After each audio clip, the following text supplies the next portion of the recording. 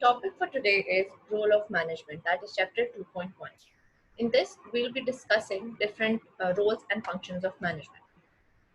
Functions of management. So before starting off with functions of management, we need to first understand what basically the term management means.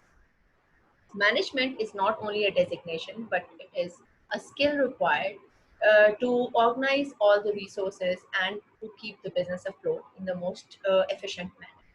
And in order to do that, you have to coordinate.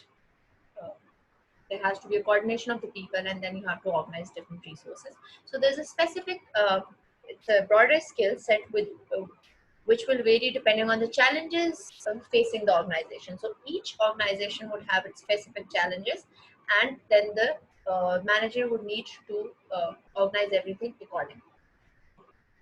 Now, there are five functions of management, from planning to organizing, and then commanding different tasks, and then coordinating people around, and then controlling.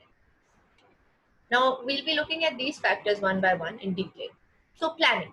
Planning is something that you plan for future ahead of what is happening right now. So, you always keep in mind that what are you're going to be your organization's future goals, like for example, a year or a month or 6 months, and then you'll direct all the plans or direct all the orders accordingly, or communicate with the workers accordingly, and then you'll manage the stock and all the resources um, in that particular manner. So planning is future oriented and determines an organization's direction. It is a rational and systematic way of making decisions today that will affect the future of the company. What decisions you're making today are going to be affecting your organization in future.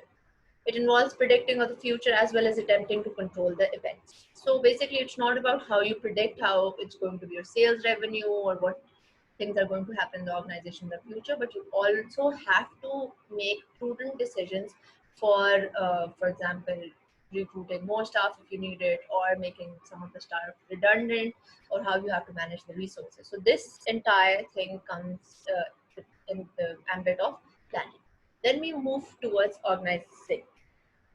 Now in organizing, you have to, it's a like it's a formal structure, so how you have to direct the information, how you have to like how the authority would flow, and then how everything is going to, who's going to be the subordinate, who's going to be managing people, who is going to be like, who is going to be where in the hierarchical structure, and then how the resources are going to be organized and which department could be dealing with what. So all the things have to be done by the management team.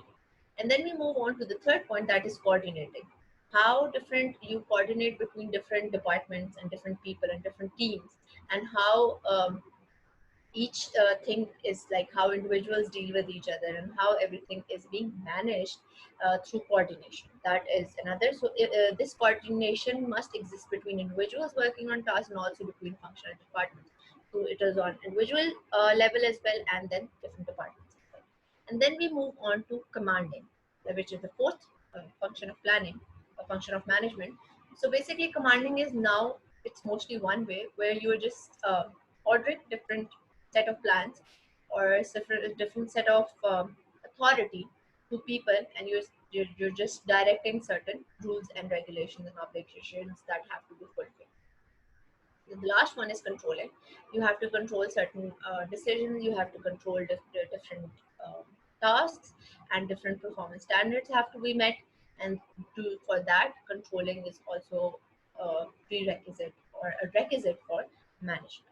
So this is all for this lesson, and in the next lesson we'll be discussing the importance of management. Thank you.